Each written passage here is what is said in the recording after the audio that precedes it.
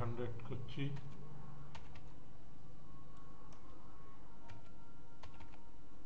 Enter চাপছি, তারপর এটা copy paste করছি,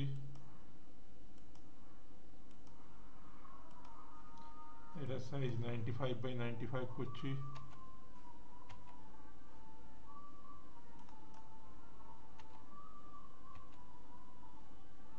এন্টার প্রেস করছি। এবার এটাকে ব্যাক মাইনাস ফন্ট করছি, আর একটা সার্কেল নিচ্ছি, এটা সাইজ 5/5 করছি, এন্টার করছি। और পিক টুলে ক্লিক করে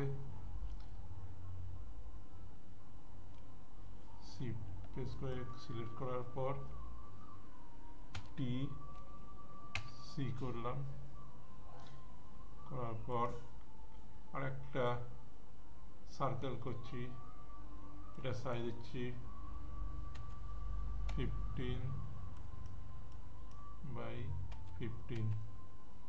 তারপর এন্টার করছি। পিক টুলে ক্লিক করার পর শিফট ধরে এটাকে সিলেক্ট করার পর ই और সি করছি,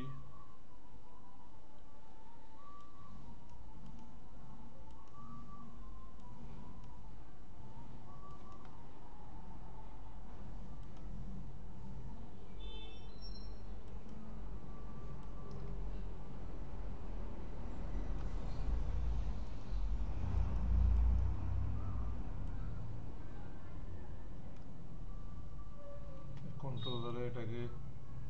15 ডিগ্রি রোটেট করে রাইট ক্লিক করছি, করার পর কন্ট্রোল চেপে রেখে আর প্রেস করছি,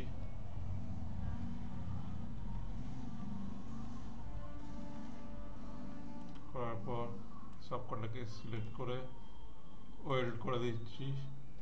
দেওয়ার পর এখানে 7.5 ডিগ্রি রোটেট করছি, এন্টার প্রেস করে দিলাম।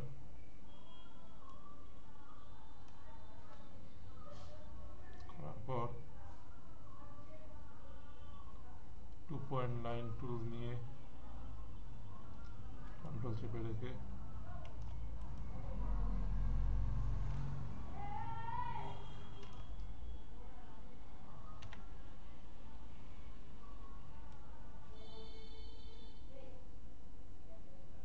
মিড পয়েন্ট অবধি করে ছেড়ে দিচ্ছি, দেওয়ার পর এটা একটু মোটা করে নিচ্ছি, করার পর convert to outline to object করে নিলাম, নেওয়ার পর একটু জুম করে নিচ্ছি, নিয়ে গাইডলাইন নিয়ে নিচ্ছি, নেওয়ার পর সেভ টুলে ক্লিক করে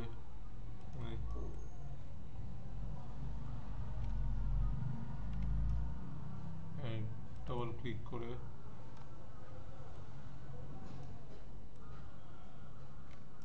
করার পর দুটোকে সিলেক্ট করলাম, করার পর স্টিচ ও স্কেল মোড করলাম, করার পর রিফ্লেক্ট মোড হরাইজন্টালি করলাম, করার পর শিফট চেপে রেখে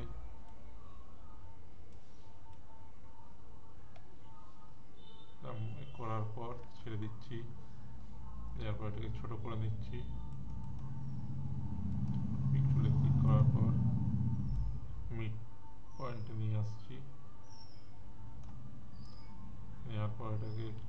কন্ট্রোল চেপে রেখে 15 ডিগ্রি অ্যাঙ্গেলে রোটেট করলাম, করার পর কন্ট্রোল আর চাপছি,